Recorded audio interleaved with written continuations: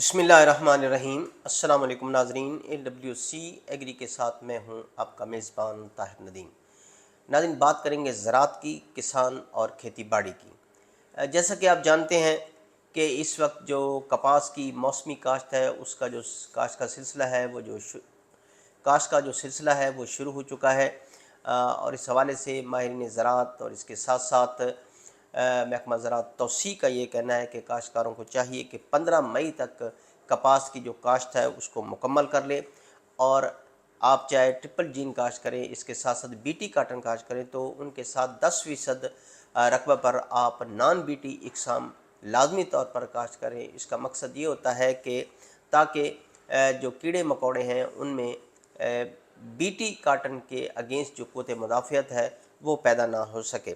इसके साथ साथ माहिरीन ज़राअत का ये भी कहना है कि कपास की काश्त को कोशिश करें कि आप खेलियों पर काश्त करें।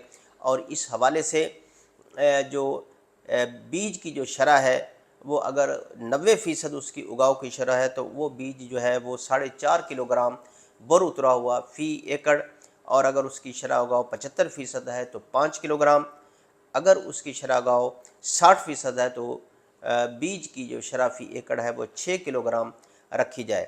और अगर आपने बज़रिया ड्रिल काश्त करना है कपास को तो फिर बीज की जो शरह उगाव है वो 90% हो तो बीज आपने जो फ़ी एकड़ इस्तेमाल करना है वो है 9 किलोग्राम।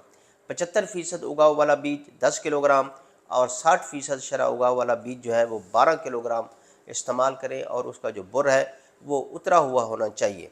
नाज़रीन, 40 दिन जब आपके फसल को होते हैं तो इस दौरान तक जो आप कोशिश करें कि आपकी जो फसल महफूज हो, तो उसके लिए ज़रूरी है कि आप बीज को ज़हर आलूद करें।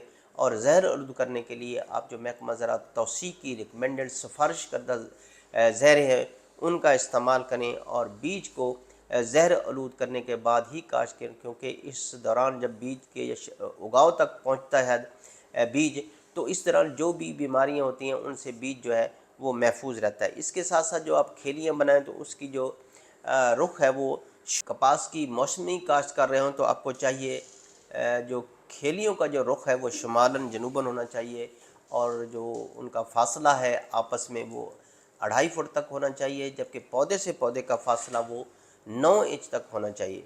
नाज़रीन, इसका फ़ायदा ये होता है कि जब आपकी फसल उसकी वेजिटेटिव जो ग्रोथ है वो होती है, नशोनुमात बढ़ोतरी होती है, तो उस वक्त भी जो पौधों के दरमियान हवा का गुज़र है वो बहुत अच्छा होता है। और जब हवा का गुज़र अच्छा होता है तो फिर आपकी फसल पर कीड़े मकोड़ों का जो हमला है वो बहुत कम होता है। नाज़रीन, हम अपनी पहली वीडियो में भी इस बात का ज़िक्र करते हैं कि आप अपनी जो काश्तकारी है उसको मशीनी काश्त कर लेकर जाएँ। इसका फ़ायदा ये होता है कि एक तो आपके जो ज़रई मदाखिल हैं वो बहुत अच्छे तरीके से और ज़रूरत के मुताबिक ही इस्तेमाल होते हैं, उनका ज़िया जो होता है वो ना होने के बराबर होता है। इस तरह आपकी जो पैदावारी लागत है वो कम हो जाती है, और जो पैदावार है उसके जो ज़्यादा होने के इम्कान आते हैं वो बढ़ जाते हैं।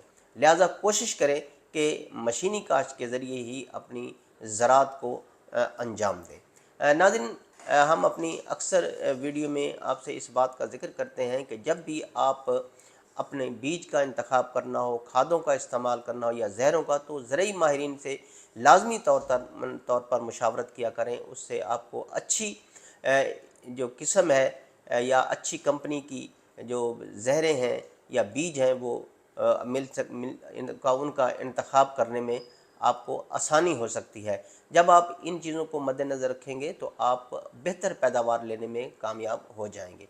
नाज़रीन, ये थी सूरत हाल आज तक के लिए। आइंदा सेगमेंट तक अपने मेज़बान ताहिर नदीम को दीजिए इजाज़त। अल्लाह निगहबान।